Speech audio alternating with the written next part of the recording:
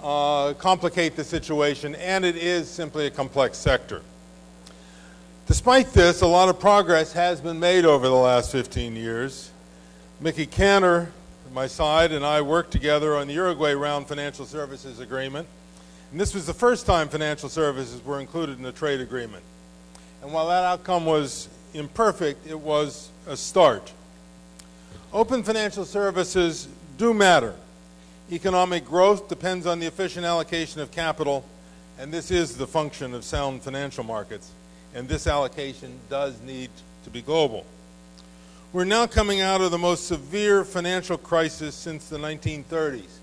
So severe that I was hearing a year ago that nobody cared anymore about getting a return on their capital. They were quite happy if they could just get a return of their capital. We have come back quite a long way since then, but this crisis did trigger the first truly global recession since World War II, and the recovery has a long way to go. I think it's important because people often don't recognize it. The causes of this were not the globalization of markets. Causes were homegrown mistakes in the U.S., and the foolish chasing of deals that were too good to be true at home, as well as in some cases abroad. I think it's important to note that a number of open markets have held up very well in this crisis, and I note especially the financial sectors of Australia and Canada in that respect.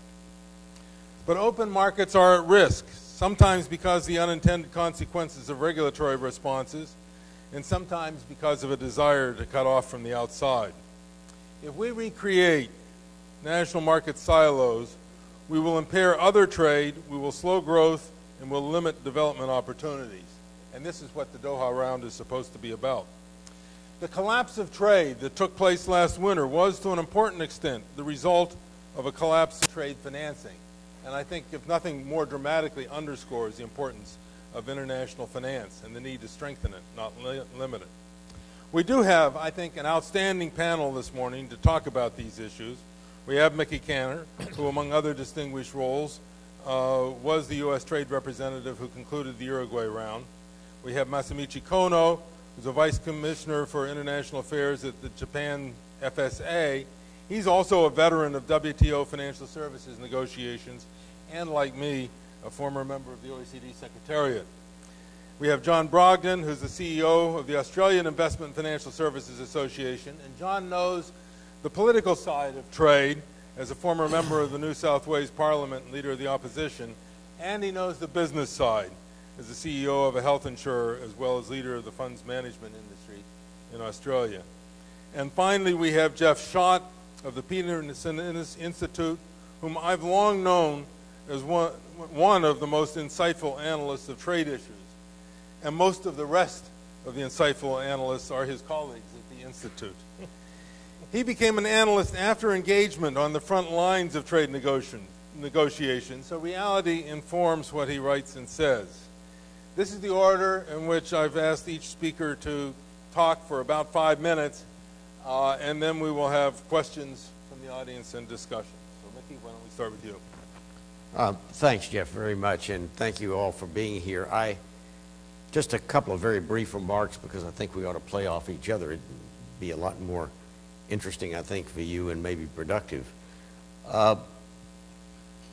This room is a representative of the private sector who is the most at stake, frankly, in terms of services negotiations and open markets and providing access and a more Doha round with regard to services.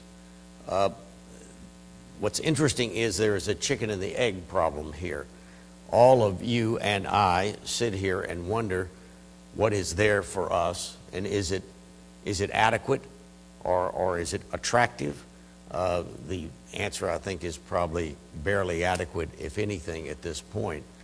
And therefore, we don't get involved to the extent, at least outside these walls, as much as we should, and push our negotiators to move more quickly in a robust fashion.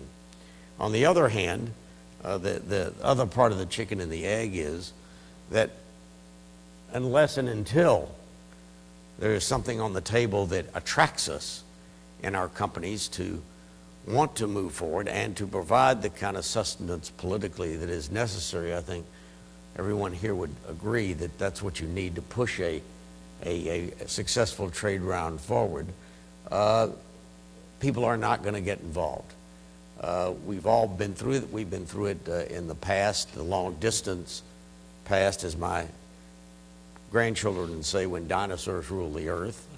Uruguay Round and the Financial Services Agreement, the Telecom Agreement, the Information Technology Agreement. By the way, those three taken together were as important as the Uruguay Round itself.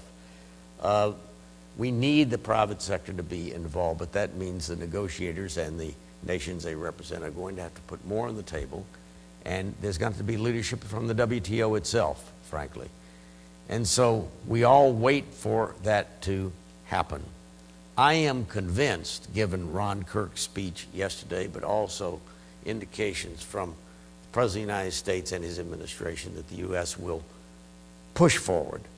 They're going to need help from our European friends and from others in order to make that a reality.